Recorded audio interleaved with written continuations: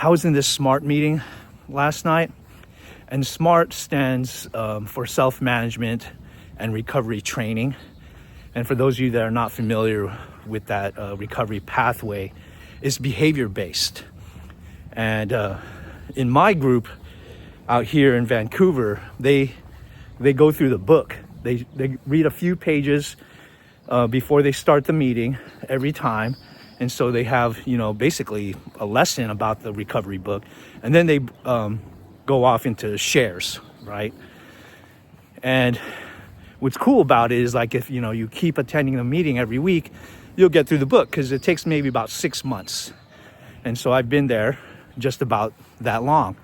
And one of the things I've definitely learned about the SMART teachings is that they don't ever use the word, and I shared it last night, but they're teaching us how to love ourselves. And I think a lot of recovery is like that.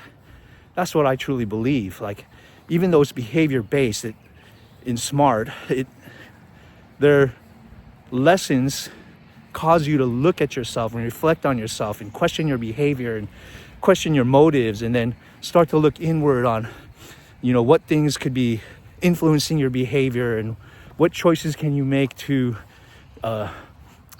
change your behavior, essentially, because we're all going to fight temptation. And that's the thing I also wanted to share. I was journaling about it this morning, that one of the things I've definitely learned from all these years of recovery is that temptations, they never really go away. They kind of rise up. They get less, and it takes a while. I don't know exactly when that happened. I think it would be different for everyone. Like, for me, I had this weird experience. It was just like maybe not much more than a year ago. I was watching a movie, and the character was talking about smoking cigarettes that he got, where the tobacco was made in Africa.